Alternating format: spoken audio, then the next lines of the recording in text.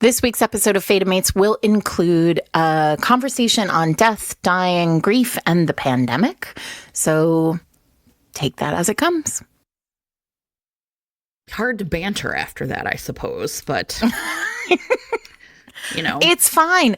Here's the thing that I was talking to Eric about today is like these books are genuinely funny, a lot of them. And I mean, I think that we'll get into why that is, but I had a number of experiences where I was like, oh no, this is a genuinely funny situation that these people are in. But before we get into that, let's just quickly get Fated States out of the way. Okay. Because I want to do some housekeeping. Typically we talk about Fated States at the end of the episode, but I want to talk about it at the beginning of the episode this week, which feels like a year, Jen. Sure. Well, because next week is a big week. There's an election coming in the United States, everyone. I don't know if you've heard.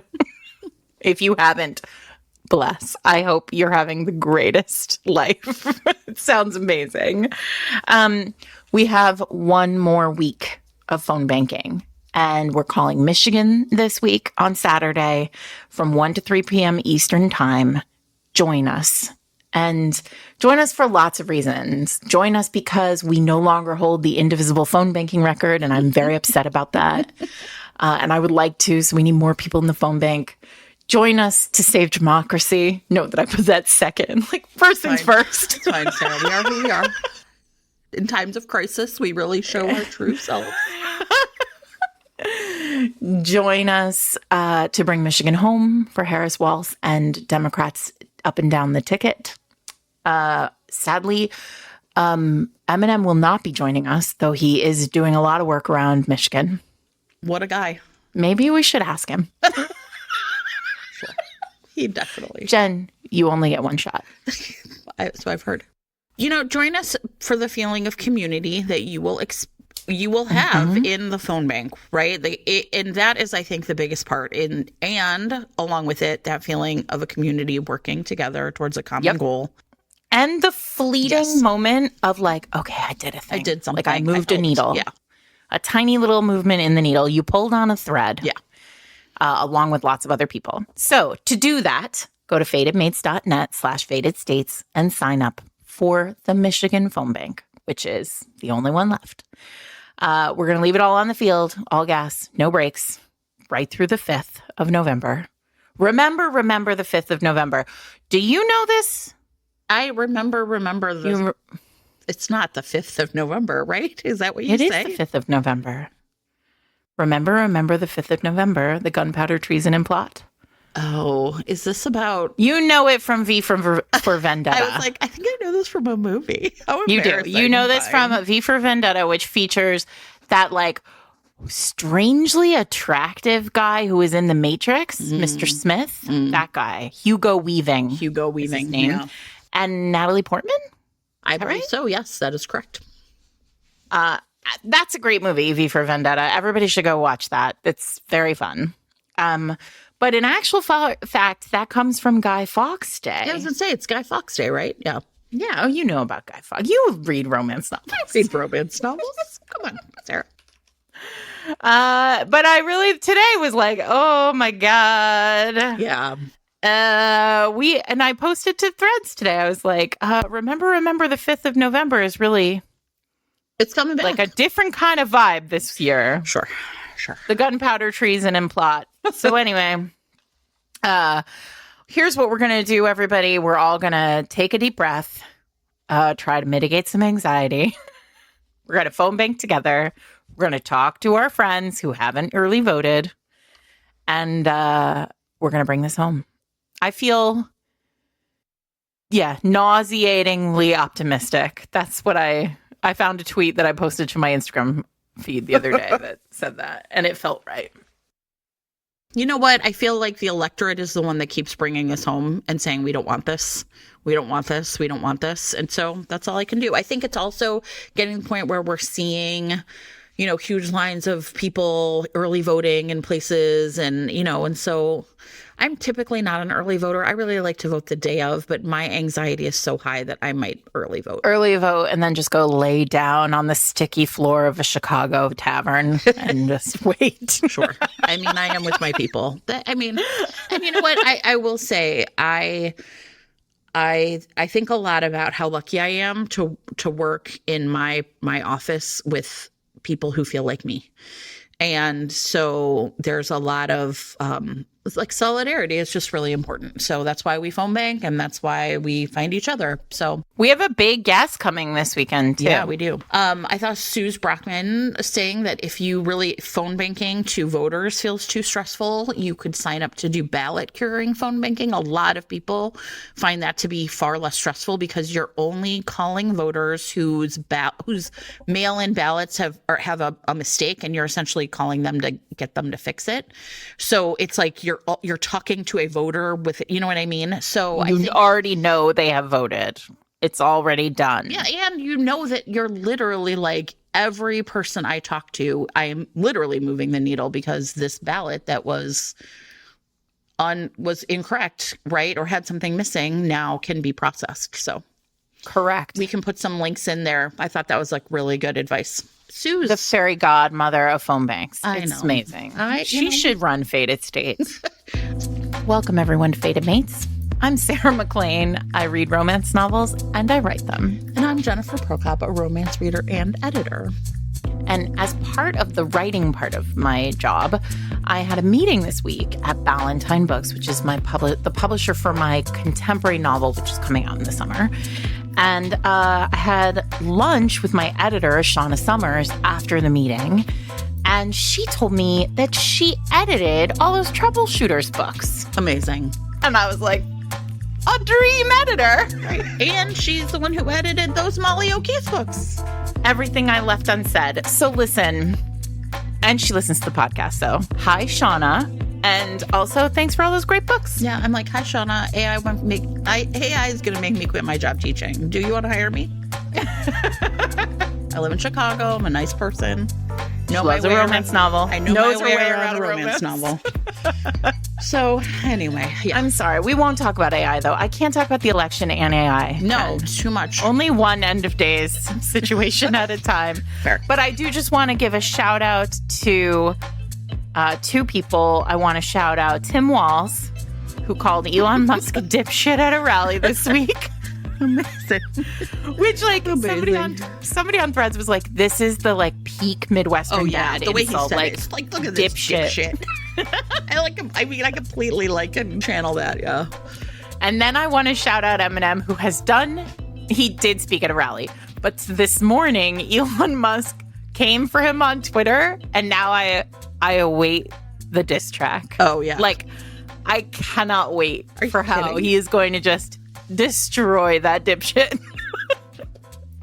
I also appreciated someone on Threads the other day was like, did Eminem get hot? I know. God, facial hair on white men. Unsettling. It really is. Things are so weird. Did? I don't know. understand. I thought the same thing, and I was like, I have to turn this off. I'm so confused by my feelings right now. Anyway, it's a strange time, 2024. Anyway, it is. It's a strange time. Is. Here we go. So what are we doing? Should I talk about what we're doing today? Or do you want to talk about it? You talk about it. You have something to say. We have been, for the past year and a half, talking about the question of how the pandemic is presenting in romance and how we, on the podcast, could talk about grief, the pandemic, right? All those things. And so this has been like sort of an ongoing question, I would say. Wouldn't you say that's true? And I would. Then, and we just kept not wanting to do it. And I think then a couple things happened like simultaneously. One is I think as you all have noticed, we're big pattern watchers here, right? Like a pattern emerges and we're like, well, what does it mean? So Sarah noticed a pattern, and then I was the one who's like, we should talk about this on like the Day of the Dead, essentially, which is, it's not, this episode is airing on October 30th, but I was like, let's wait to do it around this time. You wanted a thin veil? I did. I did. So I was like, listen, we're just going to be as close to the other side as we could get. I did.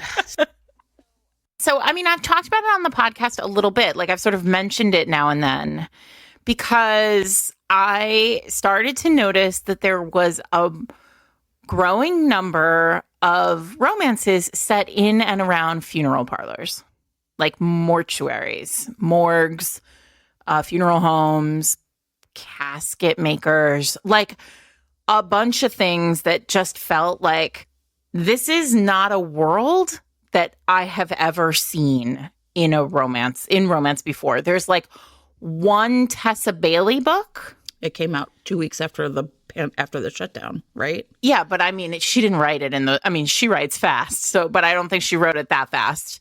But I couldn't think, all those years of categories where like all those weird jobs existed, and I couldn't think of any. And please, if you are out there and like you can think of a category from the 80s or 90s that touched on this, like I would be really interested in it. I just couldn't find any evidence that we had ever been in funeral homes. And it makes sense in a lot of ways, right? Like because death is sort of the antithesis of love in a lot of ways. Like, well, the happily ever after, how do you have a happily ever after if you're like surrounded by death? And certainly I could think of romances where the hero was death, or the hero, like paranormal romances where we sort of like cut into that world. But the actual contemporary and in some cases historical romance that was in and around like the business of death was really interesting to me. And it was so obvious to me that it was pandemic related. Though I looked in, I want to say almost all. I want to say all, but I think it was just almost all. I searched for both COVID and pandemic when I went back for, to put this together for the podcast, and nobody mentions it. So it's like, the pandemic happened, COVID happened in real life, but in these books, it's like the specter of the pandemic is there. Sarah has been noticing this, or like kind of keeping this list for probably a while. Because it's also such a weird thing, I should say. I mean, like anybody who listens to the podcast knows this. I'm really interested in weird shit in romance, like when people do weird stuff. Right. Let alone where like all of a sudden everybody's doing the same weird thing altogether. 3 years after the pandemic. I have another one. I have another thing that now I'm like collecting works. I'm collecting books on too that I'm going to keep a secret from everyone, but I'll tell you later. So Sarah and I have been clocking this, like keeping track of it. I would be like, look at this one, or sending them to her. And the reason it has taken us so long to get here is because I don't want to read these books. Right. We knew, well, because I'll also talk about this when we talk about the books. But like, what's super weird about these books is almost all of them have embalming or some sort of like death. Yeah, like the apparatus of like actual working with dead bodies. Yeah. Function of death business on the page. Yeah. And I am just like not interested in these books. And not just like not interested, like I don't want to read them. Yeah. Specifically not interested. Specifically like, and look, I don't feel really bad admitting that because.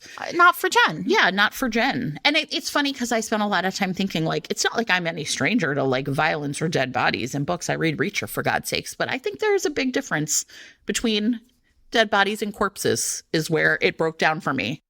Let's dig into this because I've also said recently that you and I have talked about Butcher and Blackbird, which I read, and like, oh yeah, I quit on the first paragraph. Body horror is not for me. But what's interesting about these books is it's not horror. It's just like, now we're embalming this body. That is body horror to me.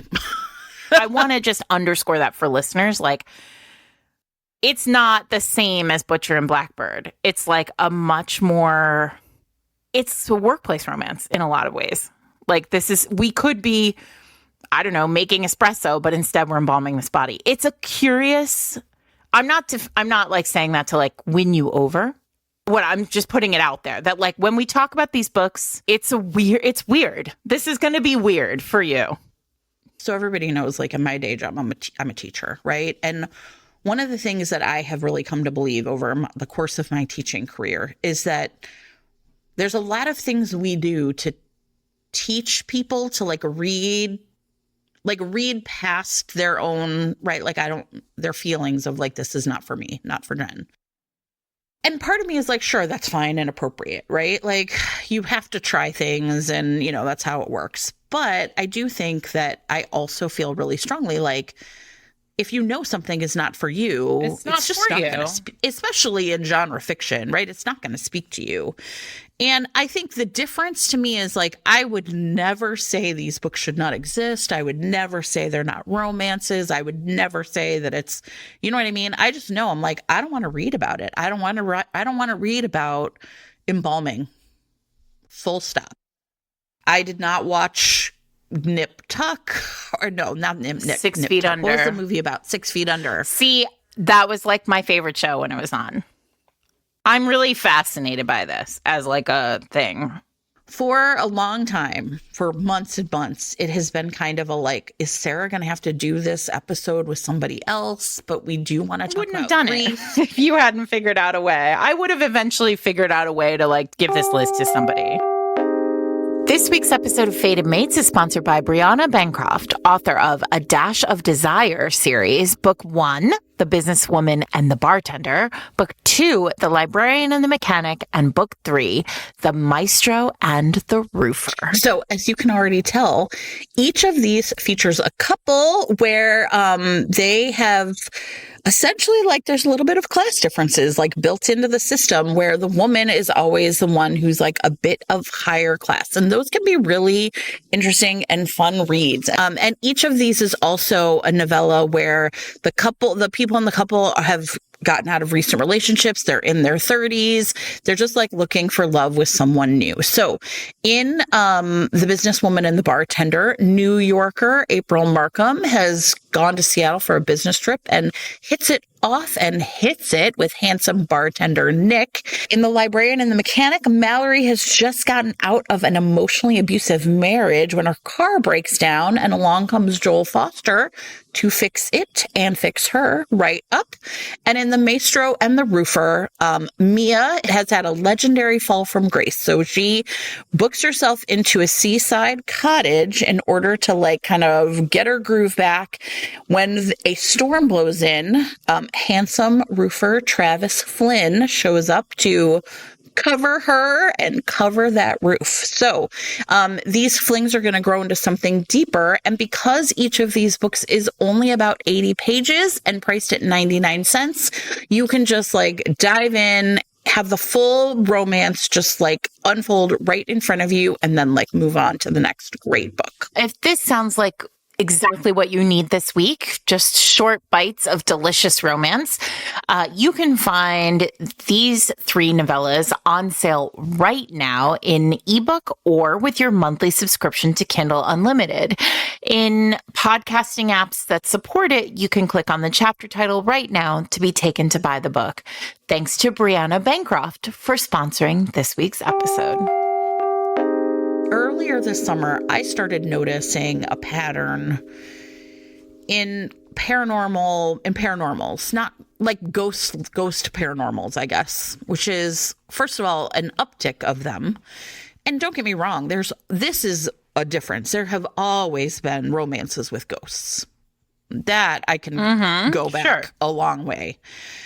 But the difference to me, it seemed, was that a lot of the ghostly books of the past were that, like, the place was haunted and the people, like, I don't know, the ghost was sort of like this, like, presence that they were either afraid of or they had to learn not to be afraid of or whatever.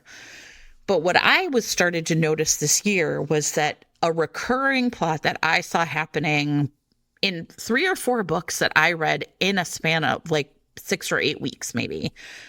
Not that they all came out together, but that's just like I started when I read them, or like I was reading early copies of some or whatever, was a very specific plot where the ghosts were on page. And it was the job of the human main characters to show these ghosts were like trapped in our reality. And it was the job of the people on page to help the ghosts move on to the afterlife, their own afterlife. That's something about, and I was like, I think this is probably doing the same work, but on an emotional, like a different emotional register. And so we then started calling this episode, which we agreed we would do around Day of the Dead, right? As like I see dead people. Yeah. Right. And because it's just kind of like a very similar vibe. So it's just like a way for both of us, I think, to approach maybe like work romance is doing around the pandemic and like the different ways that is presenting itself. Now, before we do that, I want to say, I think that there are other ways the pandemic is presenting itself in romance. Let's talk about those things. I just think like the uptick of cancer is a plot, or as people dealing with a sick or dying relative, right? Like I think, just grief in general kind of appearing more often as like something characters can explicitly say that they are dealing with, right? So I think like those things are also probably part of the pandemic and romance piece, but I just think it's also not as interesting maybe as like what these books might be doing to us in person. Yeah, and I think this is a place to talk about humor, because I think that a lot of these books call themselves rom-coms, and I want to, caveat, Fated Mates caveat about rom-coms, right? Like, invariably, like, they're not that funny, right?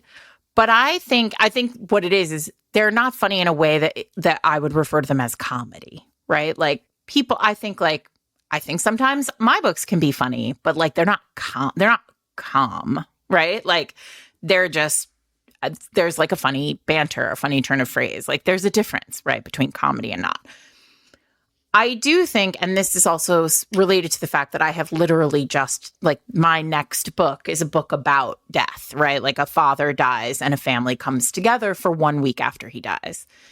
And part of what's in that book is a lot, I hope that book, there are moments of like very extreme levity, because the depths of emotion that come with dealing with death, right?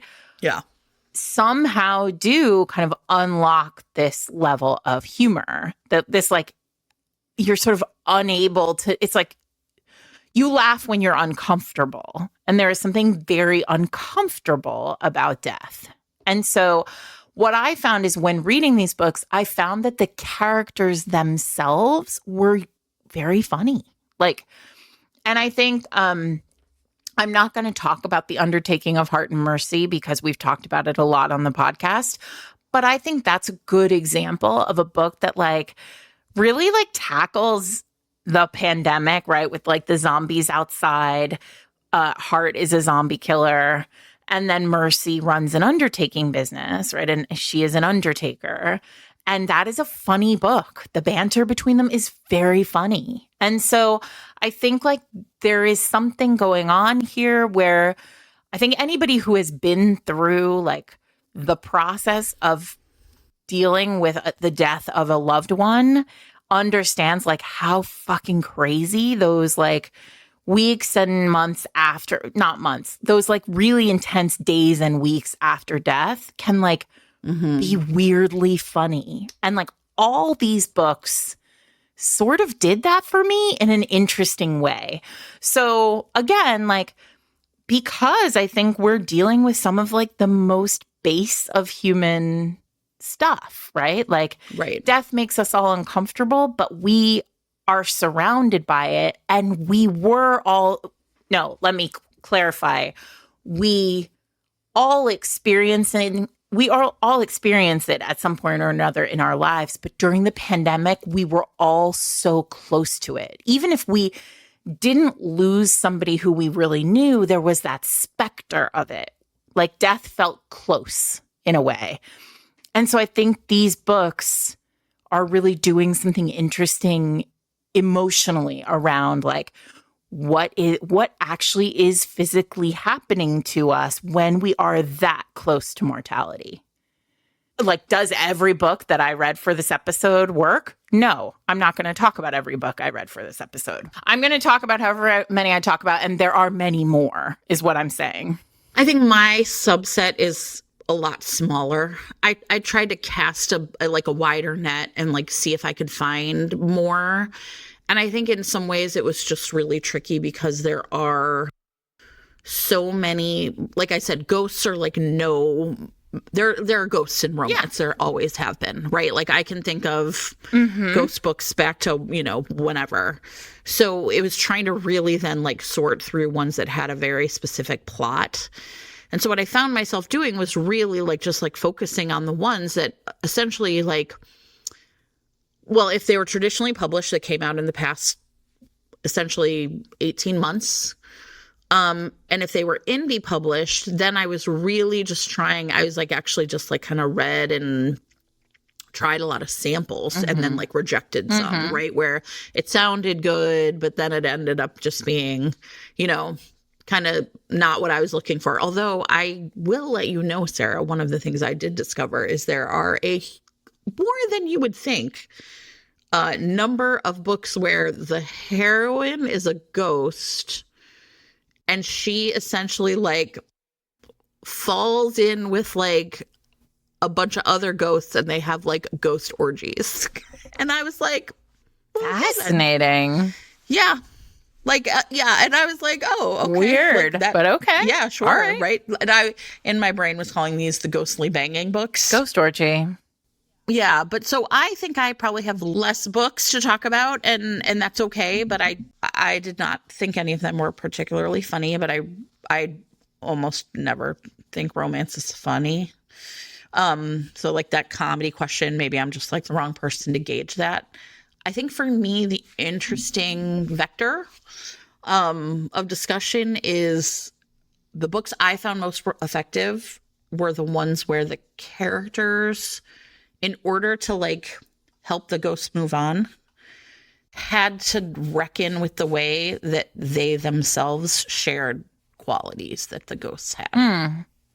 Right. So it's like, it was almost to me like I found it, and I guess I can say more about it like as I talk about the books, but like the ones where it was like it was almost like they were like admitting something about like who they were in order to like help the ghost move on. It was like about seeing something of their own mortality in themselves by letting this ghost go. Yeah. Right. So I found that in that it wasn't always that they were like helping a ghost that was like someone they knew personally. Often it was not, right. Actually. But there still was, to me, it's like the strongest ones were the ones where there was like some sort of like connection. Like I see myself in the way that this ghost is. And I think that's, again, like, I think that's about feelings. Yeah, of course. The feelings of the living, right? Yeah. And I think, and again, underscoring that sort of, I am not that far away from this. Like, this is close, and it is not. What's interesting, and I don't know if you feel this way about your reads, but like, at no point in mine was there a sense of threat. Like, death was not scary, is not scary to these characters, right? It is not a threat. And I think that's the other thing. Like, there is a sense of real power in characters who work in death. Like, in these books, there's no, it's sort of, it almost, I hadn't thought about this until this exact moment, but it's almost like in a paranormal when somebody's immortal. Like, yeah, there's sort of like no fear because they are there all the time. Yeah. And I would say for my books, it was not that. I think that's maybe true. I'll have to think about it. But for me, instead, it was more an acceptance that there is an afterlife and that ghosts exist. There is something more. Or like some of the characters know, one of the characters know, and then the other one essentially has to learn that. But like that, like what they're then like walking into or like realizing is that there is like a whole world of people in this town or whatever for whom the idea of like ghosts and an afterlife is something that is matter of fact rather than, right? And I think there's comfort probably to that. Like these the people who are gone are still with us is the most comforting idea there is, right? Yeah, I have a lot to I mean, I will have a lot to say as we move forward. So, I will say one thing. I just want to name. So I already said The Undertaking of Heart and Mercy. We've talked about it before, and we mutually love that book.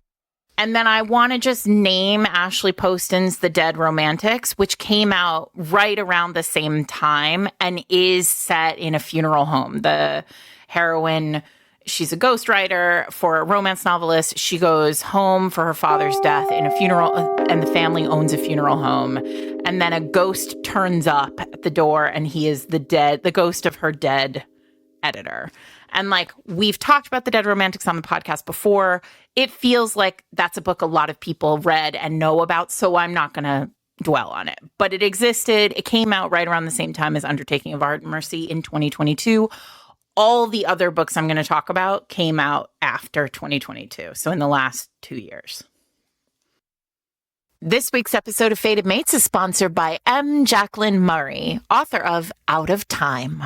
So, Sarah, life has a limit, but love doesn't. And in this book, we have Maddie Cole, who is 78. She has done a lot of things the wrong way, but by throwing out society's rulebook, she managed to have a lot of career highs. And now she is retired. She's going to travel and like see in the world and do all these things. She's in Bar Harbor when she meets octogenarian Nate Jacobs, who, on the other hand, has always done things the right way. He's built a successful legal practice, followed all the rules, and is now running a tight ship over at the Hope Point Lighthouse. Now, here is the cool thing about this series. Maddie and Nate meet each other, but at different times in their lives. So it's soulmates, but like in a multiverse. So essentially, really cool. I know, I am obsessed with this idea. So in this book, right, they meet when they are retired and near the end of their lives. Yeah. But in the next book called Next Time, they're instead going to meet midlife. So you get to see how soulmates as an idea plays out for the same characters depending on when and how they meet each other. Yeah. Listen, I love it. Big swing. I'm for it. All right. Well, if you are also for it, you can read Out of Time in print or ebook. And if your podcasting app supports it, you can click on the chapter title right now to be taken to buy the book. Thanks to M. Jacqueline Murray for the cool idea and the ad. All right, I'm going to talk about Morbidly Yours, which is, I think, the first one that I noticed. Like, I mean, post 2022. And when because for me, 3 is a trend. And I was like, all right, well, Megan Bannon did it and Ashley Poston did it. And now there's Ivy. The third. Ivy Fairbanks has done Morbidly Yours. Morbidly Yours was a KU book that sort of took off. Lark is our heroine. She is an American widow, and in sort of a fit of real grief after the death of her husband, she decides she's going to just like pack up her shit and move to a small town in Ireland. And she moves into an apartment that is across the street from a mortuary, and she gets an accidental package right on page 1 of body bags. And she's like, this feels like it's not for me. And then she meets the man next door, who is Callum, who runs... Ivy Fairbanks calls it a death dynasty. Like, basically, it's a family business. I mean, this is the other thing. These are sort of the most classic family businesses in a lot of ways. Like, funeral parlors are family businesses. Like, that's part of the thing, in large part because, like, this is not a business that you feel necessarily comfortable with if you didn't grow up in it, right? Right. So this is an inheritance book. Callum has to marry before he turns 35 in order to inherit the funeral home. And it's this like actually quite charming story where she is Lark is a widow, and she is sworn off love. Like, she is not prepared to love again.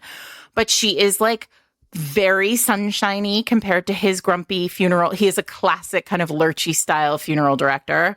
And she has this kind of sense with him that she's like, we can get you married. And so they take on what they call the dating project. And she, ends up like trying to hook him up with everybody in town. And of course that doesn't work because it's a romance novel and they fall in love. And there's this really powerful moment in it where they like, he has to go. He like gets to tell, they're like together and it's very sort of intense. And he has to go. He gets a telephone call in the middle of the night that he has to like go pick up a body somewhere. And she says like, well, she kind of makes this joke, a joke that like any of us would make, which is like, why do you have to rush? Like, it's not like it's going anywhere, right? And he says, well, death doesn't keep polite hours. And like, there's this great moment there where like she has a kind of moment of realization that like this job that she thinks like is isolating him from the world, like that he has because he like he doesn't want to like be alive and live out in the world, is actually like this very important work. And it's really interesting because all of the books that I read for this episode really speak about like this kind of work as being like some of the most important work in the world. And it was fascinating, Jen, because it felt like romance again, like sort of finding a place to do a really interesting kind of work. Yeah. Yeah. And a kind of work that I don't think we've done before. The way that we like honor the dead, right? And like move them on. And like strangers, right? Like we rely on this like world of strangers to like treat our loved ones' deaths with care and consideration. And it is really interesting because some of the other books, as we move forward, most of the books that I'm talking about actually really like come to sometimes like really overtly in the text as plot, this kind of like death care as a term, quote, death care. Yeah, right. And it's just interesting. It's like we're doing like these books are doing a thing. They have a clear point of view, which is welcome. 1.2 million Americans died. And that's like the sort of official numbers, right? And so when we think about that work, about those people and what happened to them, right? And we very early in the pandemic did an episode about like healthcare workers. Yeah, right? The people on the front lines. And we didn't, and I will say like death care workers they were not people who anybody was like pointing to as like they're the ones doing this work. Because I think at least, like this is a dumb thing to say, is like, I guess I assumed like, well, they know this already. Like they're not surprised by this work, right? But I am sure that they were. And I'm sure that it was different. And, when you think about people who, couldn't be with someone in the hospital when they were, you know what I mean? Like, I think it's like really hard to revisit that. And so the idea that we were able to turn that work over to people who took it seriously and who felt profoundly like that it was almost like a calling, right? Yeah, important work. Yeah. I mean, it doesn't surprise me, right? Yeah. I mean, I think now that you bring it up, like we were both in cities. I was in New York City when the pandemic started, and I mean, through the pandemic.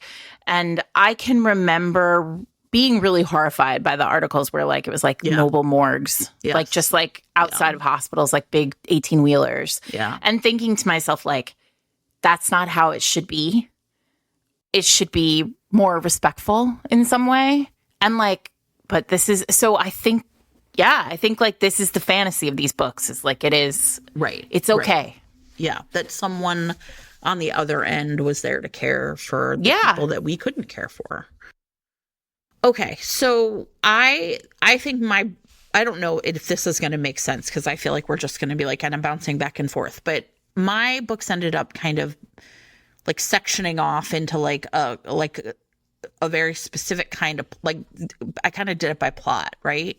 And so the biggest group were like humans helping ghosts move on, but then there were like a couple where I've like a one-off where it was different. And in the book Pumpkin Spice and Poltergeist by Allie Mumford and Elle Morrison, instead what I found was a ghost helping a human move on. And so in this book, Jordan is a witch. She's one of the heroines. And what she does is she on the conjures essentially kind of has like a seance or something to talk to her ex-girlfriend who died a year earlier. And basically they had broken up. And then pretty quickly after, Jordan, Lou is the name of the girlfriend. Lou died. And so Jordan is like kind of sad and does this spell because she just wants to like have a chance to say goodbye to Lou. And it's pretty funny. Lou like returns, right? And is kind of like, and can't remember anything about how she was killed really. And so these are details Jordan has, but Lou doesn't. And Lou says, and it was funny, like, I guess I did think it was funny because I wrote this down. This is the gayest thing we've ever done, by the way, she said, summoning me from the afterlife to have one more long talk about our feelings. And in fact, Jordan has been really stuck, right? And I think the part of it that really struck me was her feeling that, and it turns out that Lou's death, in fact, was like a mystery, right? So like Lou was kind of on a road that would have headed towards, like, I can't remember if it was Jordan's work or home or whatever. And so I think Jordan was kind of like, I was hoping that you would have answers about why you were where you were. It was like a car accident or something. And Lou was like, yeah, I don't really remember. I don't remember what happened to me. And so, of course, at that moment, that like this is going to be a mystery that gets solved. But what happens is it turns out that Jordan, when she cast the spell to summon Lou, did it incorrectly. And so Lou cannot go back. Oh, no. Lou is stuck. And so like the terms of the like whatever spell she used leads Lou to believe that the only way she's going to get out of there is by essentially playing ghostly matchmaker to Jordan. Like, I'm going to help you move on, and you will be able to get over me and the grief you feel for me and this mystery about why I died so suddenly and you didn't see it coming. And I'm going to find you this like a new woman. And so, there's like a small town, and conveniently Harlow has just moved into town. She has taken a job with her sister to work at her sister's cafe. And, Harlow's in like a bit of a pickle. Like when we first meet her, she's almost seems like real desperate. Like she's like washing up a little bit on her sister's doorstep. And so Lou essentially plays ghostly matchmaker to these two. Perfect. But I found the whole, and it's cute. Like it's a cute, like kind of witchy rom-com mostly. But I did find myself really thinking a lot about that whole beginning, right? Like, and I think what it really represented to me is how desperately we just want to see the people that have moved on one more time, right? And say, like, almost like, Jordan, like, were you thinking about me too? Right? What's it like for you? And that wish, that like idealized wish of being able to like talk to someone who's in the afterlife and hear not just like that they're okay, but that you're going to be okay too. Yeah. Pumpkin Spice and Poltergeist. All right. I do have one that has a ghost in it, so I'm going to do that one next. Okay. So I want to talk about Rules for Ghosting, which is a debut by Shelley J. Shore. And I was sort of like predisposed to like this book from the jump. Like, it's set in Rhode Island, in Providence, where I grew up. It's also a book about a funeral home. And so Ezra, who is a trans man, is the middle child of a Jewish family that owns a funeral home, like a Jewish funeral home. And this book kind of begins, it's really interesting. It begins with a flashback to Ezra's childhood when his grandfather owned this funeral home, and he, grew up inside this funeral home. His mother and father both worked there. And his grandfather dies. And the morning that his grandfather dies, like, Ezra gets up and he like sees his grandfather, and they have a whole conversation. And then like his mother walks into the room and his grandfather disappears. And his grandfather has died. And it's clear to the reader immediately that like Ezra has like some kind of special ability, right? So it comes to pass, like, so then, the book begins, and we're in this kind of world where Ezra is like, he's a doula, and he's like around life all the time. And he has this like rich group of friends, and his family lives on the other side of town. And you get this kind of vibe from him that like, the funeral parlor's fine, but like that sort of death business is not for him. Like, he's in the business of life, right? Like, he's a doula. So, he meets this guy, Jonathan, and they have a little thing. And then, he heads over, it's Passover. He goes to his family's Passover Seder with his siblings and his family, and the rabbi from the temple that they go to, and her husband, and they have this like kind of chaotic family Seder. And the kids play this very funny drinking game where like anytime there's like a discussion of like the true meaning of the text, like they drink, or like anytime anybody gets asked when they're going to get married, they drink. Like, so because these are all adult kids who just like, we've all been adult kids at a family dinner at like a holiday where like it's literally the same thing over and over and over again. And so you have to do something to have fun. Jonathan is there. And it turns out that Jonathan has been his parents, he volunteers in the funeral work there. And so as part of, I assume it's like a mitzvah of some kind. And so he's like, Ezra, of course, is like shocked to see Jonathan there. There's like a whole thing. And turns out Jonathan's partner died, and his parents like did the funeral. Now at this Seder, chaos ensues, and it comes out at the Seder that his mother and the Rabbi Judith, are having an affair. Oh boy. And so they both are interested in leaving their husbands. They announce this at the Seder. Like, it's a shock to everyone, including the husbands. It's messy. And then like it just kind of unravels from there. So the mother then is like, she leaves, and like all her work in the funeral home has to be done. And so Jonathan jumps in, and Ezra's asked to stay. And so he decides like, okay, he's going to take a month and work at the family funeral home. And it's a truly, truly fun book. As you can probably tell from this, like there's so much going on, like a huge cast of characters. The family is all like chaotic. There is a ghost who kind of is constantly around. And in Ezra's experience, he has only ever really his theory is that ghosts are connected to the place that they die, right? But he sees this ghost kind of all over town, and it turns out that the ghost he is seeing is Jonathan's husband, dead husband. Oh. And so like that whole piece is complicated. The romance with him and Jonathan is complicated by this fact that like Ben is there, and Ezra's never been able to talk to ghosts, but he can talk to Ben. And so like there's this really interesting kind of,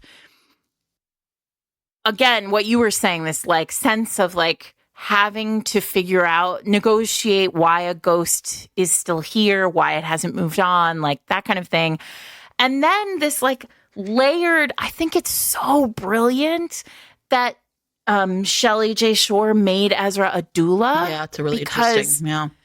Like there is a moment in the book where There is a Jewish tradition. I apologize to everybody if I mispronounce this, but it's called Tahara, I think. And it's like the cleansing of the body.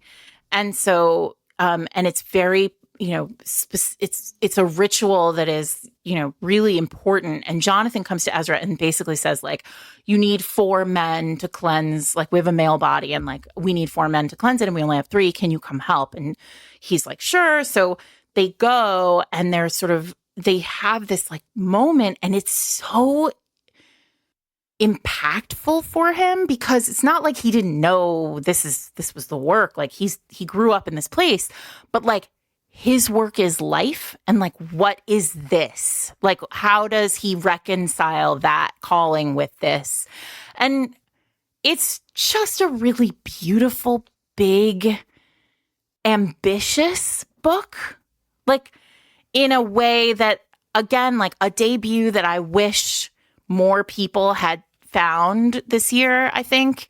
And I hope everybody, will go forward with this because I think it's like this really, it's ambitious. There's so much. I kept thinking like, oh my gosh, here's another layer. Shelley J. Shore is really like holding all of these threads very well. Yeah. It was great. I mean, it was great. And then also, I mean, I haven't even talked about like all of Ezra's friends who are all like delightful, and his dog. Yeah. Like, there are all these characters. It really felt like, and this is the other thing I wanted to say in general is like, these books really feel community laden. Yes. Again, I agree with that. Right. Because of the situation. Like, when someone dies, people come out, they crawl out of every corner. Like, they're just everywhere.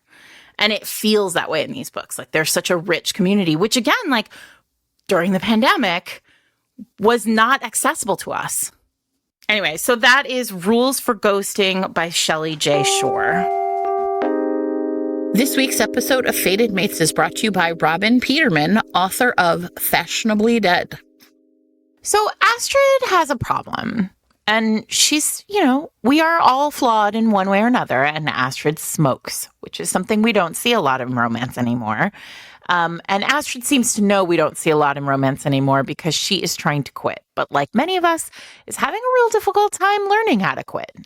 Or getting to quit. So she takes herself to a hypnotist and she says, I need to not be a smoker anymore. And the hypnotist says, cool, no problem. And then Astrid wakes up in her bed with no memory of what happened after that. What she does know is that she no longer is a smoker, but she is now a vampire. And that is unsettling and a surprise because she did not know vampires exist. Are there any benefits to this change there? Listen, she has a banging hot bod. She's super strong. She has a guardian angel who is like potty mouthed and maybe more trouble than they're worth, but who can tell? And she's met a vampire prince named Ethan, who is very happy to help her out with that vampire libido, which is off the charts now that she is newly turned. So all of this seems like fine at the start, but like Astrid would really prefer not to stay a vampire if that's a possibility, except Ethan has some bad news for her, which is she actually isn't just a vampire. She's actually the chosen vampire, and it's going to be on her to save an entire race of vampire people. Amazing. This is very funny, I think. This hilarious Halloween treat is a paranormal romantic comedy and urban fantasy and the first book in a long series called the Hot Damned series. This is the first of 18 books. So you can dive right in and stick around and like get all this hilarious goodness. If your podcasting app supports it, you can click on the chapter title right now to be taken to buy the book. Thanks to Robin Peterman for sponsoring this week's episode. Like the books I'm going to end up talking about, right, are the ones where it's like humans help ghosts moves on. But here is one that's like a bit of a hybrid because and I'm going to talk about it's A Ghost in Shining Armor by Therese Bahari. And this is the second book. And you talked about the first book where the woman is a writer who can like write her dreams. Like she wakes up in her, right? And in this book, this is her twin sister's book. And the deal, and this is in A Ghost in Shining Armor, it's Gemma. And Gemma essentially did not know her entire life she had a twin sister. So this book has also dealing with adoption and like foster care and things like that. So it's set in Cape Town. And essentially the book opens with like kind of Gemma disclosing and talking about her own like kind of paranormal ability, which is she has the ability as soon as she turned 18, she developed or like could see ghosts all of a sudden. And so essentially her high school history teacher just like shows up in her room one night and is like, she's like, what are you doing here, Mr. So-and-so, right? And it turns out that in this kind of world, the world building of this book, that ghosts essentially can be assigned tasks with humans in order to help them like kind of, you know, and then that helps them like go to their afterlife faster or whatever. And in this case, like her high school teacher had just died, and he essentially like takes on this job because he knows her, of like essentially telling her like she has this special ability where she's going to be a person who can see ghosts, and it's going to be her job to help them move on. Right. But it's like essentially she's like, this is her, you know, now that she's 18, this is going to be something she can do. And so then fast forward, whatever, like, you know, 10 years, she's in her 20s and she's just found out she has this twin sister, and she doesn't understand why she was adopted, but her sister was not. And she doesn't know how to talk to her parents or her family about this, right? So she is really like kind of struggling, and she doesn't, and at this point, she is not even like met her sister yet. She's just like become aware of her. So she's like really in crisis, like an emotional big maelstrom at the beginning of this book. And what happens is she sees this hot guy at a bar. His name's Levi, and she like approaches him and on like a dare from her friends. Like it's kind of like they're out drinking. It's like a bachelorette party or something. She kisses him and he kisses her back, and it's like this really hot kiss. And then it turns out like later that night, he like kind of poofs into her room, and she's like, what the and she's like, wait, you're a ghost? What in the hell is wrong with you? I kissed you in front of everybody. I made you real. And he is like, wait, excuse me? So it turns out in the world building of this book, if she interacts with the ghosts in front of other people, she essentially like makes them corporeal. And so she has done this to him, but in order, and this is like I think some clever world building on Teresa's part, in order to make it so that he's not like running around Cape Town being seen by people he knows, he is essentially from like almost like an alternate universe. Like this is like, there's like a multiverse effect. So he can kind of be in her universe, and what she is like really shocked to find out is that he has been assigned to her essentially to help her deal with like all of her feelings about her sister. And if he can do this, then he actually has gonna get a chance to like go back to his other life. Right. So like the stakes are super high for them, because if he helps her, he can have his old life back. But of course he's gonna fall in love with her. Right. Right. And I think so then what ends up happening, and it's cute, this is a good reason for fake dating essentially, is all of her friends are like, who's this hot guy you're with? And she basically has to pretend, you know, that like they're dating because he has no home. Right. There's nothing. Like where's he going to go? He has to live with her. That's so cute. I love it. Like a fairy godmother type character who always appears to him in a different form, because like they're almost like, you know, kind of jumping themselves through like this kind of multiverse. And I think, again, the thing that I found myself really thinking about here in this book was this idea that like grief is, again, like grief goes both ways, right? Like, so when you are going through something yourself, how much we wish for like the wisdom of somebody who could like see how it was all going to turn out, or right? And so I found myself thinking like a lot of the whole idea too of like her being like, I'm the person who helps ghosts and now one is helping me. That's not how it's supposed to go. I thought it was really like a clever twist, because I found myself thinking like, you know, the people who were like, I thought I knew what death was. But here I have been surprised, right? It's more than I thought. It's different than I thought. Yeah. There's new layers to it that I can uncover or discover. And that, like, this whole idea of, you know, how, I don't know, like, just really powerful. It felt like it's like a cute, again, it's like a cute story, right? Like, Therese writes a really, like, warm, like, charming, right? Like, kind of fun, you know, kind of vibe in her books. Like, and yet I found myself really feeling like, again, she was tackling lots of really heavy ideas. I mean, essentially she was kind of like, what do you mean you're here to help me? And he's like, well, don't you want to know about your sister and why your parents didn't tell you? You wanted a sister your entire life. You wanted a sibling and they kept that from you, right? Like, so there's this conversation where he is able to say, like, there's things you didn't know and you wish you knew. And it's my job to help you with that. And I felt like that to me really spoke to, again, like that, like the desperate wishing that we just, I don't know, wanting our lives to be different. And then, like, knowing instead, like, this has come to an end. Can I go back to it? Right? I mean, can I go back to it? So I thought it was great. So that's A Ghost in Shining Armor. I want to talk about Undertaking Love by Megan Montgomery, which is in the Last Responders series, which you talked about, I think, book 1 in this series at some point. Though right now, it's about an emergency, like an ER I can't remember why. guy, I think. I can't remember. All right, whatever. You talked about book 1 in this series at some point, but this is book 2 in the series. You don't have to read them, you know, we don't have to read them in order. Anyway, Bethany, our heroine, was a very successful model, and but always had. It reminds me of. Did you know that Mick Jagger was like a brilliant economist? Like, he went to the London School of Economics. I did not know that. And like Rockstar was like really his plan B.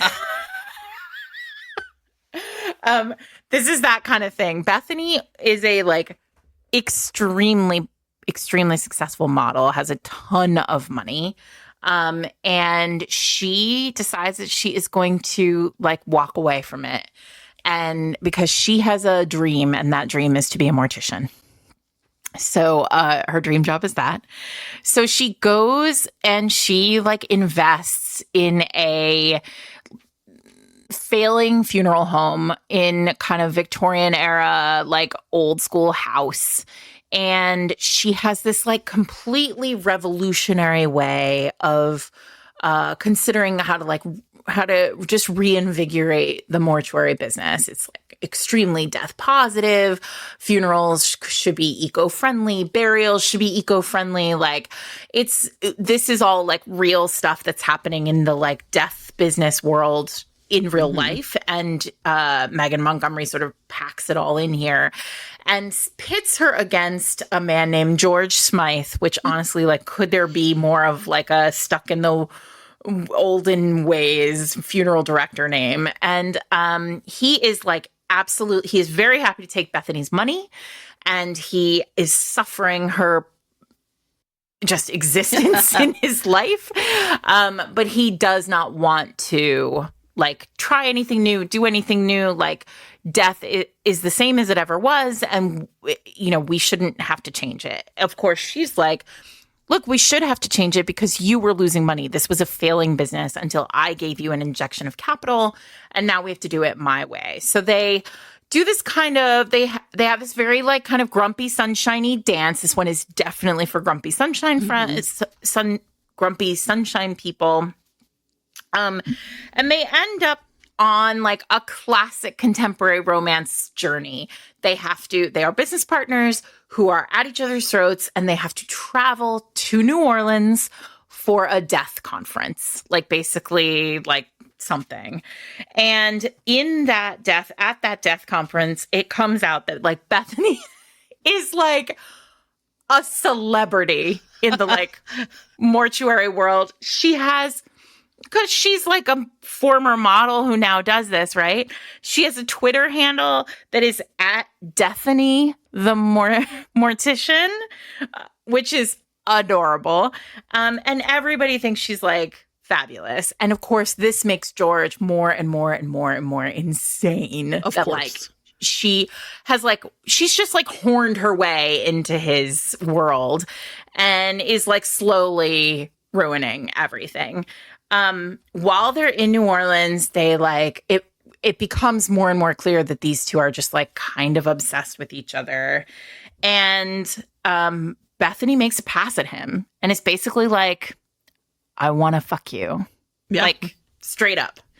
And Jen just like, basically he dies in that moment. He's like, I can't, like, he can't speak. He goes like McGreeve brain. Everything, McGreeve brain, just like full static through his whole brain. He cannot deal with it. And it becomes clear that like he's divorced. He had a wife and like it's clear that like he has really been burned by this. And what he realized, like in the next moment, she like comes up, she makes a pass at him. He fully loses it. And then like he can't speak. And she like is embarrassed. Like he literally is just like staring at her and she like takes off, thank God, to like save her face. And he's like, I had this wife and I was a terrible husband. Like she was a terrible wife, but I was a really bad husband. And I don't deserve, here's where Sarah came online. I don't deserve this like woman who is like bright and light and full of life in a way that like my life never has been. And the way that Megan Montgomery sort of like juxtaposes the like sexy, life affirming romance piece, because that's a huge piece of this. Like sex makes you feel alive. Love makes you feel alive. The feelings make you feel like everything is like heightened and bright and beautiful. And the way she does that is really amazing. And it starts, I meant to say this at the beginning, but whatever, we'll come back around. The very first scene of this book. So like I said, all of these books have at some point or another some sort of like death care scene, like where they're engaging with the body. And this book begins in like a morgue van and we're in Bethany's POV and there's like a dead body there and she's like stressing about it and she can like feel herself just like sweating and like feeling uncomfortable. And she looks up and George is across from her. There's a dead body between them in the van. And she looks across this body, like shrouded body at him. And she's like, it's like the van is like closed up and like doesn't smell nice. And she's like, and all she could like, she's pissed off because he smells like sandalwood and citrus. And she can like, even in this, he's like perfect. Romance is unmatched, Sarah. Not a bead of sweat. Like, no, he's so cool. And he smells like sandalwood and citrus, even in that van. And I was like, this is perfect. This is exactly what I want from a morgue romance. Like, I want them to just be like hot for each other. The sex is great in this book. It's incredibly like sexy. And you just feel like these two are gonna, they are just burning. They are headed for something, and it is either really great or like world ending. And it's really a fun book. That's great. These got rejacketed and they're so cool. Awesome. They look like old like pulp novels and they are terrific covers. Honestly, these covers are so great, and I wish they would do this to like more romances. They are so cool. So that is Megan Montgomery's Undertaking Love. This week's episode of Fated Mates is brought to you by Katherine Grant, host of the Historical Romance Sampler podcast. This is such a cool idea, especially at a time when we talk so much about discoverability being difficult and people wanting more historical writers and historical romance. So what Katherine has done is she's put together a podcast where she invites every week a historical romance author to come on the podcast and read a 10-minute excerpt of their current book. And then after that, they talk about craft and research and inspiration. And they just sort of hang out and talk about historicals. So this is perfect if you're into any kind of historical. She covers medievals and Regencies and American set and historicals that sort of defy labels. And you'll definitely head over and you'll find a new book to obsess over on the Historical Romance Sampler podcast. To give you a sense, past guests have included Erica Ridley and Liana De La Rosa and Celeste Barclay and Lisa Rain, Tabitha Waite, tons of names that you'll recognize, people who you recognize from our podcast, like Isabella Kamal, who we talk about on this week's episode. So you can head over to like and subscribe there. And at the end of today's podcast, you'll hear a 3-minute sample of the Historical Romance Sampler podcast so you can get a sense of what Catherine and others are doing over there. So if you click on the chapter title right now, you will be taken to a link tree, which will tell you the places where you can check out the podcast. It is also available on YouTube, which I think is really fun. So Apple Podcasts, Spotify, all that stuff. So thank you to Catherine Grant and the Historical Romance Sampler podcast for sponsoring this week's episode. All right, so the last ones I have are these: we're humans and our job is to move ghosts that we encounter along their journey. Mm-hmm. And I first saw it really, paid attention to it in a book called Inheritance by Nora Roberts. And this is the first book of the Lost Bride trilogy. These came out, new one. This came out in November of 2023. And the second book is called The Mirror, and that one came out probably earlier this year. And if you've read Nora's kind of paranormals lately, there's always 3 books. And so this is the same characters kind of moving through the 3 books. There is a romance plot. It's if you've read kind of newer Nora Roberts, there's always a romance plot, but it's not kind of the main plot. So, in this case, and I believe I have talked about this book, but I don't think I talked about it in this way. A woman inherits a home in Maine that she didn't know. Her name's Sonia, and she essentially walks in on her boyfriend with another woman, and they work together at this their architecture firm, graphic design, something like that. And she ends up having to leave this job because he just forces her out. I think it's something I think Nora Roberts does really well is women are wronged over and over and over again by the same man. And so then one night, essentially she gets this knock on her apartment door. She's just finally decided to start her own firm and kind of get herself back up and running. And this lawyer essentially is you have inherited this mansion in, on the coast in Maine, and you have to, of course, romance reasons, right? Live there for a couple of years in order to really inherit it. And she's like, what do you mean? I don't have any family. And it turns out that her father, who was adopted when he was a newborn, had a twin brother that he never knew about. And it's that man who died and left this to her, kind of knew that, had figured out, kind of knew the family history. Her father was unaware of it, but her uncle knew. So she shows up at this house, and what she discovers is that there are not one, but I think 7 ghosts who live there. And 6 of them essentially were killed by the other one. Right. And so what happens is the one is this evil witch ghost who essentially has haunted this house and this mansion for, a decade or something. Not a decade, a century. Sorry. Way longer than a decade. Mm-hmm. And so that first witch cursed the house. And the curse of the lost brides is that every generation, the first woman to marry is going to die if she marries inside the house.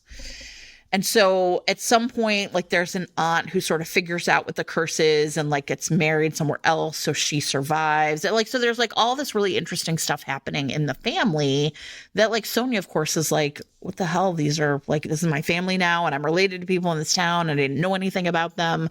Right. So it's it got that real fish out of water vibe, but it is also really clear to her that like she is going to suffer the same fate essentially unless she kind of cleans house, gets rid of this evil ghost.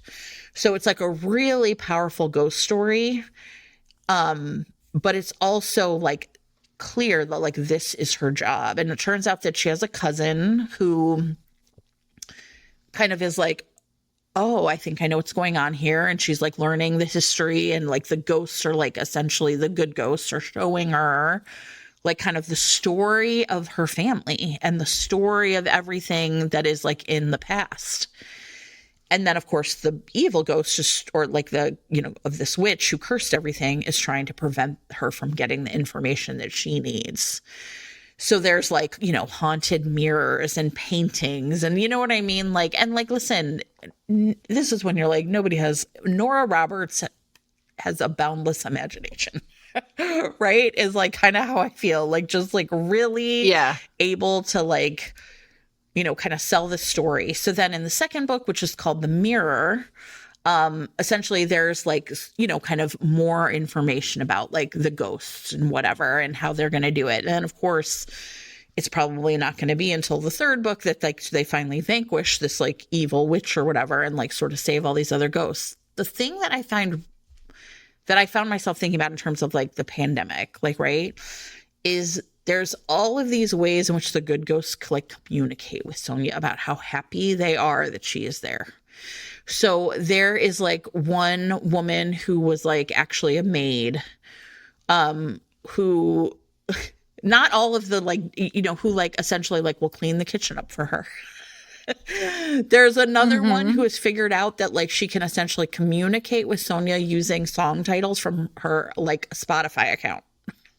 So it's like she'll play a song and like that is like great. I mean, that's unmatched. It's so great. Nora's terrific. I think the other thing too is it's all about like, I don't know, like generational loss, I think. Right? Like really exploring the idea. And I think I think a lot about when we hear stories in the pandemic about like people who lost multiple people in the family, right? Like who is preserving those stories? How do we uncover those stories when they are, you know, those people are gone? How do we remember them? Why is it that like the items that were owned by the people that have moved on or have such power over us, right? Like there's a haunted mirror that she and her cousin can essentially like travel through. You know, and just like the weight of being inside. I mean, I kept thinking too about like the whole idea of like she's not really trapped in the house, obviously, but this house is where it all takes place. And it's not claustrophobic at all, but like the power of like you're just inside the house and all the weight of all of the memories that have been contained in that house that are like kind of fighting for dominance. Like I thought that was like a really powerful subtext to the entire series that I've read so far. And I really, you know, I don't read every Nora book, but I have been really glad I've read these two. And I really cannot wait for the third one, which I assume comes out next year. So that's Inheritance was the first one, and The Mirror is the second one. I want to talk about The Temple of Persephone, which is a historical by Isabel Kamal. It's a debut. And it's a Hades and Persephone retelling. And I know lots and lots of people love that. And so here's the deal. Persephone is on the shelf. It's Regency. So she's in her late 20s. And she sneaks into, as she understands, there is like an estate high on the hill, and there is like a magnificent library in that estate. And so she sneaks into the estate and she sneaks into the house to access the library, essentially. While she's up on that on the ladder in the library, she falls, she rips her dress, and would you believe, Jen, right at that exact moment, in comes like the biggest gossip in England. I would never have believed it. Who could have guessed? So, listen, there is only one thing to do, and that is Persephone needs to, marriage of convenience, the Lord who lives in this house, who is Aidan, who is referred to by all of London as Lord of the Dead because he runs a funeral home, a Regency era funeral furnisher. That's what he's called in the Regency. I didn't know that term. And basically what ends up happening is like, he's like, well, she's pretty hot, so okay, we'll do this. But he's like up in this castle, like, it's not a castle, it's a manor house, but like he keeps to himself. And he's kind of a scandal in his own right because this is what he does. Like, people don't want to get, this is a time when like he's bad luck, like being around. I remember when I was growing up, my father used to like, he came with this sort of like very old school Catholic Italian, like, sense of like being around, like being around funeral directors was bad luck. Like, that was it. And like, this is what's in this, like this sort of sense that this man, Lord of the Dead, is like not for all markets. Like, he's not for the Regency or for the aristocracy. But she's sort of like, okay, well, I'm kind of into him. And he's like, I'm kind of into her. And they have this like very sexy, intense marriage where like all of a sudden they're just like deeply, deeply into each other. The sex in this book is very, very hot. There is face sitting in this book, which was a surprise to me. And I was like, oh, hello. It's happening. It's happening.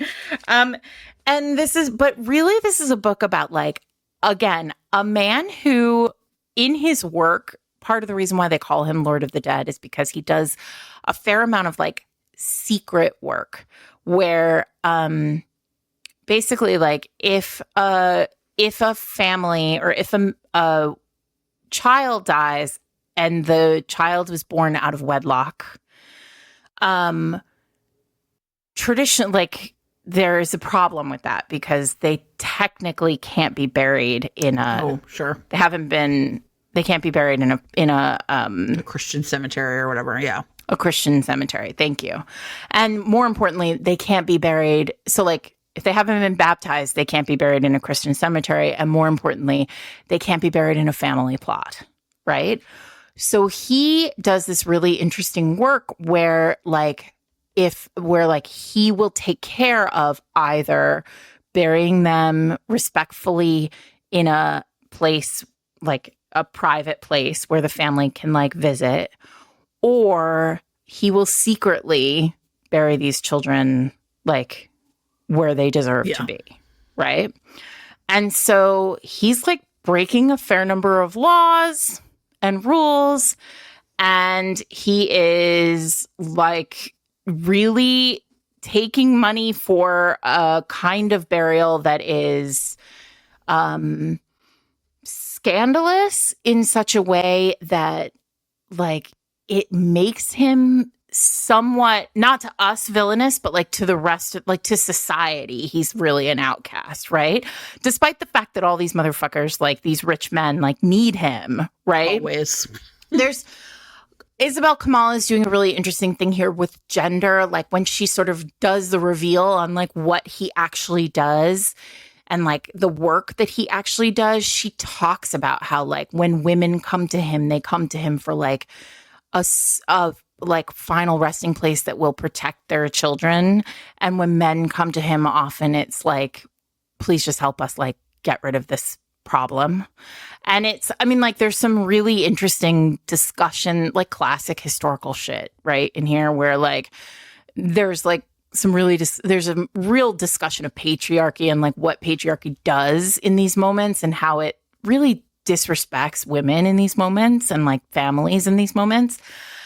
And it's just this very, like, she ties it all up in this really, like, lovely bow at the end. It all sorts itself out. He gets to be the Lord of the Dead, like, out in the world and, like, standing in the sunlight.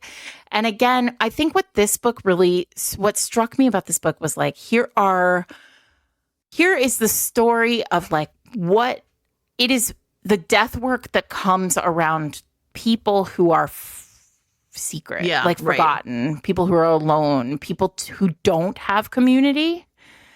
And at the same time, like he really does not have community at the beginning of this book. Like she becomes his whole world. He falls so hard for her. If you love a He Falls First book, this is for you.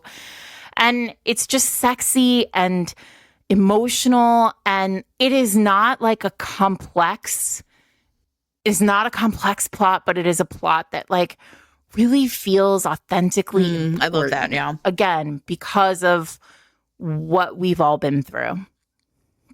And like you said earlier, like all those people who died alone. Yeah. Well, and I love that it's a historical. I've never seen, I mean, like how many historicals have I read? I've never seen there's this. grave robbers in historicals. There are not people, right? A lot of them. Not people carefully putting them there. But we don't, like, this is the thing. It feels like we never see, you just so rarely see even a funeral on page. Yeah. I mean, you're more likely to see funerals, but like, again, I feel like the books that I've read where you see funerals on page are post-pandemic. Unless it's like something crazy, Jackie Collins style, like something crazy happens at the funeral. Okay, so I'm going to talk about Jen DeLuca's Haunted Ever After is the name of it. And this is like it has like a very similar plot in a lot of ways to the Nora Roberts book on the face of it, which is Cassie is our main character. She moves to Boneyard Key, Florida, and she buys essentially a house that's been flipped. So it's about like moving into a new house. And everybody and it turns out that Boneyard Key like really like leans into its name. So it's like a little bit of a tourist trap kind of town, and everything's like Halloween all year long and skeletons, and you can take like the cemetery tour and like, so they really lean into the like touristy vibe of having like a scary haunted town. So she buys this house and everyone's like, "Ooh, you have that house." And it turns out that everyone in town actually believes in ghosts. And the reason for that is because there really are ghosts. And the ghosts that are there, or like the way the ghosts started, is that there was a hurricane, I don't know, like again, like 100 years ago or whatever. And there were people that were killed in the storm, and the people that then like stayed or lived could somehow like commune with the ghosts of the people who were killed. And so what happens then is like, it almost seemed like it was like other ghosts then like sort of can like sense its like energy, and so like are like attracted there. And Cassie's house is one of the most haunted houses in town. A flipper came in and flipped it and sold it. And so and like her love interest is this guy named Nick. He works at a coffee shop called, of course, like Hallowed Grounds. And what happens is like Nick's like, "Oh yeah, like for generations, kids around here remember like you would go near that house and this ghost would come out and like scare you off." And everybody, it's like the ghost of Sarah Hawkins. And so Cassie like meets this ghost who's like kind of chill and like watches TV with her. And you know what I mean? Like, and she's kind of like, "I don't think this is a bad ghost. Like I see that there really are ghosts. I don't think this is a bad one." Right. But everyone in town's like, "Oh no, she's terrible. She's worst ghost in town." Well, Nick comes into her house one night and then just like all of a sudden starts acting really aggressive. And it like, we as the reader understand like, oh, there's a second ghost, right? Like we immediately as readers are like, oh, there's another ghost. And it turns out that like Sarah herself has essentially been haunted by the ghost of her abusive husband. She's been trapped in her ghostly house with her ghostly husband for, almost 100 years now or whatever herself. And so Cassie feels like it is her job to essentially like move the mean ghost out so that Sarah, the ghost of Sarah, can decide like what she's going to do. In some ways I found this like a really interesting book because like I said, it like really traffics in a lot of the like us, I think this is where I started to like see the pattern coming together. I think the part that is different is that like Cassie and Nick never really engage with the idea that like the ghosts are in particular are drawn to the two of them for something in their own, you know what I mean? In their own way of being. And, you know, Nick is like someone who has lived in the town his entire life and kind of has been bitter about a girlfriend who left and, you know, didn't want him, you know, didn't want to, he didn't want to leave the town. And she was really angry about that. And I think that there's a way in which this book, it's interesting to me that like the evil husband kind of has like a real controlling kind of terrible tendencies. But, you know, Nick as a good guy, like never really engages with like, do I have anything in common with this ghost? But I think in terms of like the whole idea of like, we have to help these ghosts like move on, and that like some ghosts or some memories are more malevolent than others. And we, you know, there's power in like the perception, because it turns out that like all those school kids who thought Sarah Hawkins was so scary, like she was trying to protect them from the bad ghost. So that is, you know, and again, like a really like sweet like romance between Nick and Cassie, and then like this, you know, and then like the anti-romance almost between Sarah and her husband. And, you know, I think Jen does a good job of showing that part of that is because it was like literally just like a different time, you know? So that was Haunted Ever After. Okay. I want to talk about Mourning Wood. Amazing. I love you. Mourning with a U, Jen. Mourning with a U. So we meet Whitney in the first chapter. Again, all of these books, with the exception, all of the books where like somebody is working at a funeral home when you first meet them, happen like the first view of them is like interacting with the dead body. We see her putting makeup on a body for viewing. And she's like, she is the family business funeral home, just like all the others. And it is like falling apart, this funeral home. Like it needs a lot of work. And so they have hired, Whitney's mother and the family has hired a very incredibly handsome construction guy, like contractor, to come and do repairs on the chapel in the funeral home. And so this is like a home repair romance where the home and just happens. I think the whole idea of the like home, right? Like is so powerful because again, we're all stuck inside. I think that's so clear, right? Well, and I think there's that. And I think also like, don't forget the appeal of the funeral home is like you send your loved one there and they are with people who care for them. Yeah. They are not alone, right? Like they are not alone all night long. They are never left. So, Wyatt, so his name is Wyatt. He's super hot. He's like your classic, like central casting romance novel contractor, right? Like he comes in, he's ripped, perfect in every way, right? Very handsome. But what's really interesting is like very quickly, it becomes clear that Wyatt is uncomfortable with this job. Like he is uncomfortable in the funeral home. He is uncomfortable around death. And like, as Whitney describes it, she's like, and not in like the normal way people are uncomfortable around death. Like he's really flipped out about it. And it becomes clear that there was, when he was 4 years old, he was in a terrible car accident and his entire family died and Wyatt survived. So he's intense. Like a lot. He's alone, right? And when this is articulated to Whitney, it's articulated to her in this really interesting way where the person says a thing that we have all said at some point or another in relation to death, which is his family, Wyatt survived, but his family wasn't so lucky. And Whitney has a moment of like, lucky is an ironic way to describe the people who are left behind. Yeah.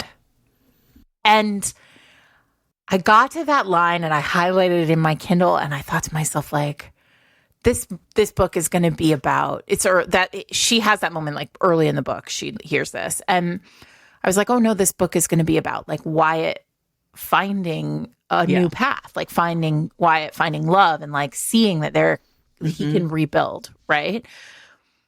And like, what a powerful thing.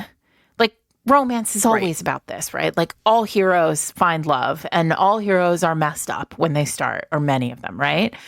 And I think like it's such a classic, but when you deliver it in such a way that it's like set against this backdrop of, you know, a funeral home, like a place where death is ubiquitous, it becomes really powerful. This statement of like the ones who are left behind, and how we survive that, and how love becomes so vital to us, and how like friendship, love, companionship, happiness, joy, all these things. Like, Whitney has a 6-year-old daughter, Prissy, and like he's so great with her. Like, everything about this guy, like, it's just, he just yearns for people, you know, community, family, love. And it's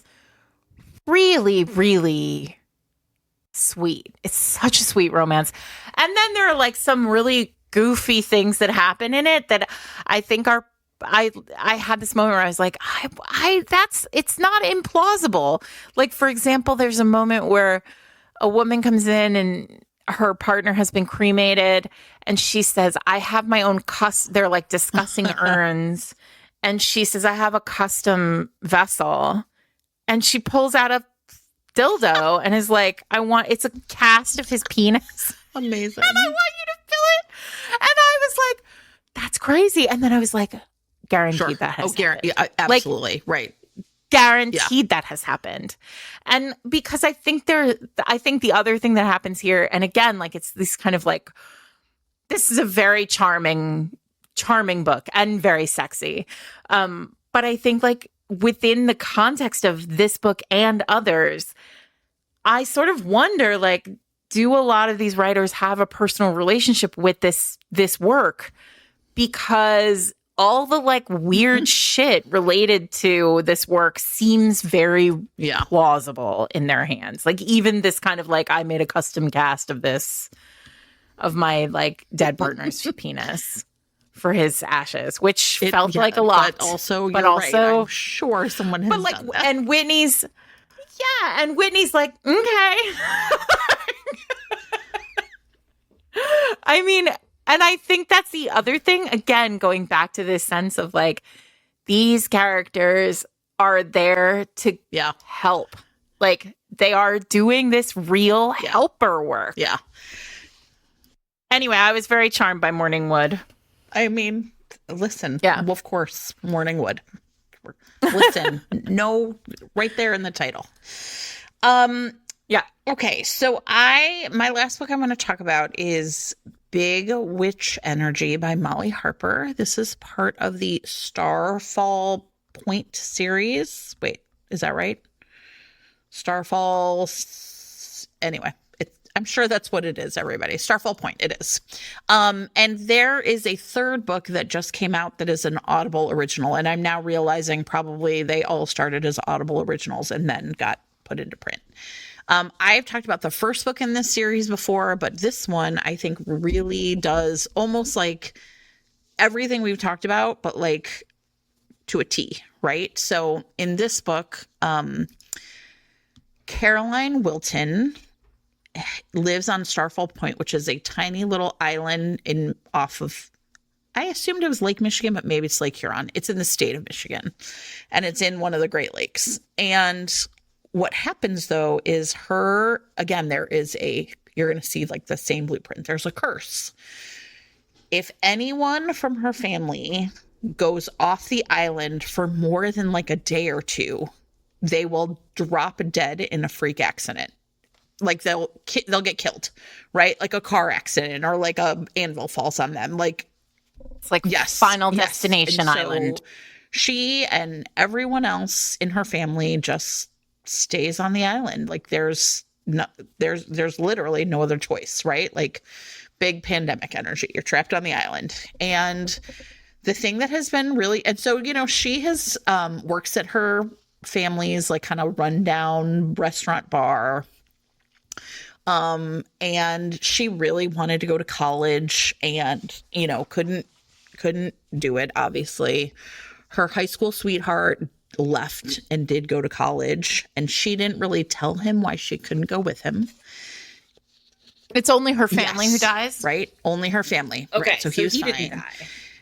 And so at the beginning of the book, so in the first book, she and one woman who's new to the town and another woman, essentially like some magic happens and like zing, they formed a coven and they didn't realize they were witches. And so they're like learning it. And listen, if you have never read a Molly Harper book, I didn't realize they were witches. like seriously, if you have, Molly Harper is so funny, and Molly Harper audiobooks in particular are really good. I actually didn't realize until literally right now. See? Yeah. Funny, this is why Jen. I was like, I want to end here. So Ben Holt is this high school boyfriend, and his parents die and he inherits their home, and he has had gone to medical school, got married, has kids. His marriage is over. So he moves his teenage kids back to this house. And so all of a sudden, the high school boyfriend who left is back home. And I found myself thinking about how many people like moved back home with family during the pandemic.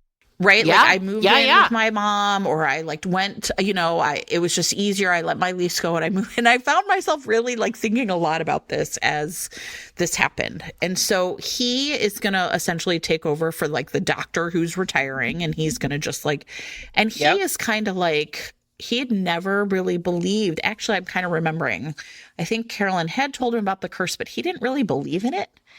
And so now what happens is his own kids also realize that they are potentially like have magic. And so all of a sudden he's like, oh shit, like all of this is real. I didn't think it was. And what happens is in this one, I thought it was really powerful. Like essentially they realize that they might, now that there's so many witches in town, like Caroline has her coven and with the two teenagers and men. Right. And then So like, many witches in the first book, there was like a whole mansion full of ghosts that had been like trapped on Starfall Point, and that they'd been trying to like move on. They realized that like they might be able to figure out where the curse came from and like, again, like dispel it. And it's through Caroline facing like her own past and her connection to this curse and her like the things that have happened in her family, that they finally are able to like, kind of like move it all along. And, the romance here is, I think almost secondary. Like, she and Ben are like, okay, great, we should get back together. Like they do. And it's, like, but I thought that in terms of like the whole idea of like the weight of knowing that you can see the dead and you feel this responsibility towards all these ghosts, whether they are like malevolent or helpful or they want to stay or they don't, right? Like there's all different kinds of ghosts. But like in the end, you have to face your own family and what your family's history is before you can let all that go. And so I thought it just like tied up. I don't know. I just really loved it. And like I said, you'll have a great time. And realizing that like literally just a few weeks ago, the third book came out on Audible. And now I'm like, oh my God, I'm going to download it and start listening to it tomorrow morning on my drive to work. Yeah. So that's amazing. Witch Energy by Molly Harper. I love it. Well, Jen. We see dead people, Sarah. Yeah. I mean, I'm sorry, everybody, that this wasn't as fun as some of our Halloween episodes have been in the past. But we really did think that this was an important thing to like tackle. It's very clearly something that's on people's minds. And I'm always just like on a personal level, I always feel like really redeemed when we discover something like this and we're like, oh, look, we've said for years that romance reflects society. It's a mirror. And it's always nice when we can say, like, see how it reflects. I also think it's funny because I think sometimes there's like a longer window. But I mean, as soon as the pandemic started, I bet if we went back and listened to those episodes, you and I were like, who knows how this is going to turn out in romance, right? But we knew it would. We knew that it would.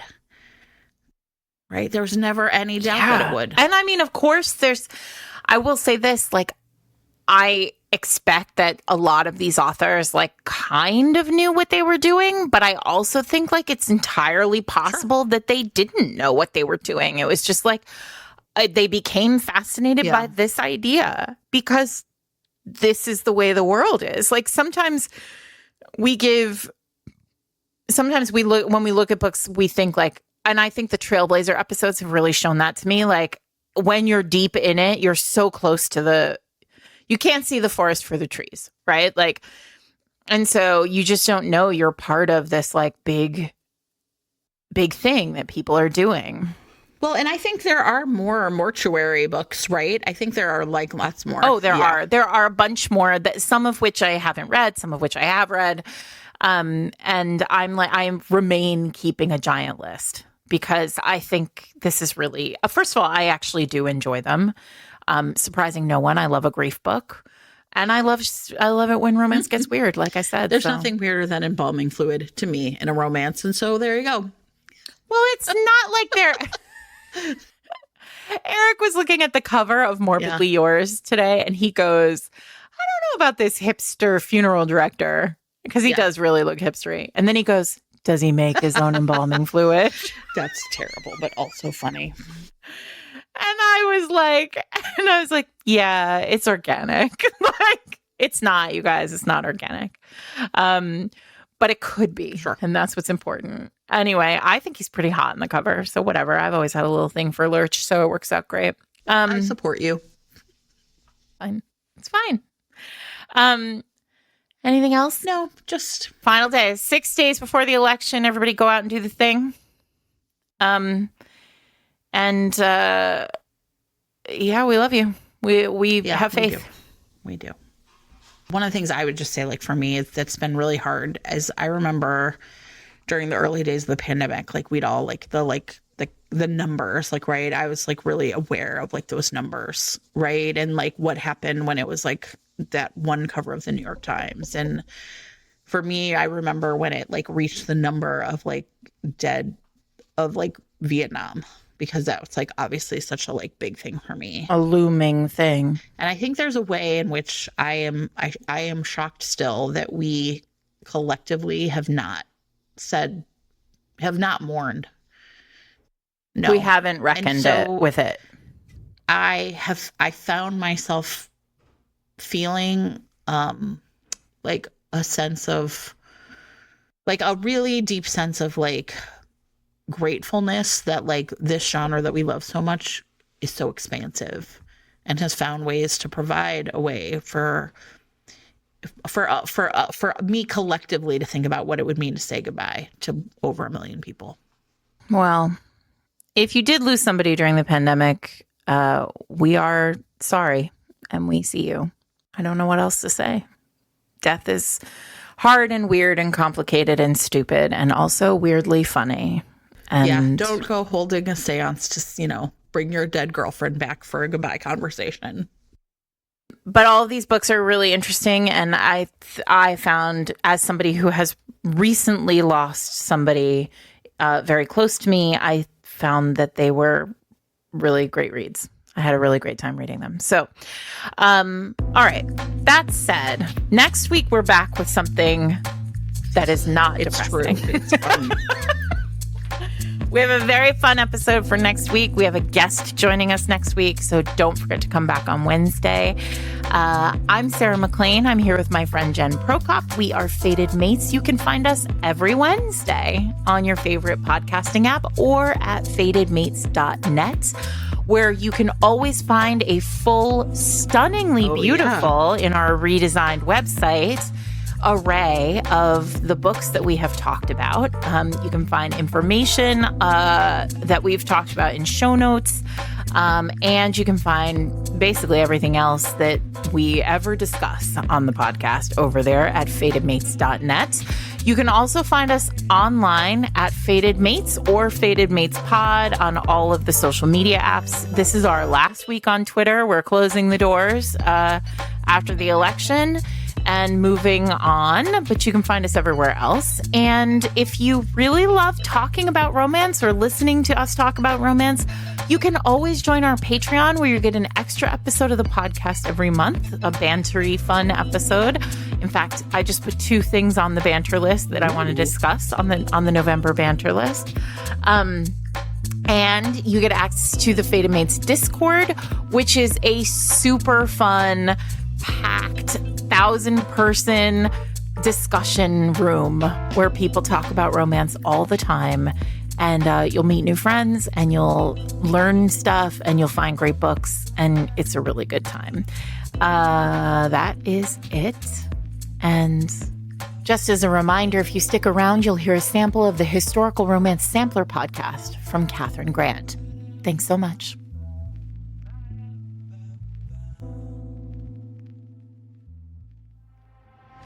Get ready for your next historical romance obsession. Meet a new historical romance author weekly on the Historical Romance Sampler podcast. Each episode, you will hear an author read an excerpt of their work, followed by a conversation on craft, research, and inspiration with me, your host, Katherine Grant. Hear from authors like Caroline Lee on subtle differences between historical settings. A Western will end happily ever after if the characters are committed to one another and are agreeing to work hard together to make a life. They could be dirt poor, they could have been, they could still be on the Oregon Trail, but they're gonna be together, and that's gonna be their happily ever after. Our Regencies and our Victorians are happily ever after if the 2 characters are committed to one another and have a way to support themselves in the manner in which they've been accustomed. So 2 very different happily ever afters. Or Lisa Rain. So we've got some battle scenes, we've got some escapes, we've got, some drama. But within that, we still have to figure out, how do these 2 people who are at odds fall in love with each other? And I need people to see. So when we get to that point where they know they're in love with each other, the reader believes it, right? Mm-hmm. Like, you see the shift in power, you see the compromise, you see whatever. But now you go, now I know how she went from thinking he was an annoying, overbearing cad to being in love with this guy. Or Hiba Helmi on her favorite part of a book. I love prologues. Love them. I find that the prologue just sets things up, and usually in my writing, the prologue is a very different voice than actually the character. So I find that I use them as a framing kind of thing, and in a voice that is fun for me. So I like writing them, I like reading them. Or join Matilda Madison in fangirling over Lisa Kleypas. And then you pick up something like a Lisa Kleypas, and you're like, her imagery is fantastic, her atmosphere writing, it's always the greatest romance of all time. But her surrounding story is so important and so informative that you feel like you learn something when you read her. Plus, every episode, get a sample of each author's work, like this scene from Charlie Lane. His double jaw and a straight, strong nose seemed carved from marble in the nose. A little bump on it, up high, must have been broken once. His eyes were the pale blue of a hot summer sky, and he was not the Marquess she knew, but she did know him.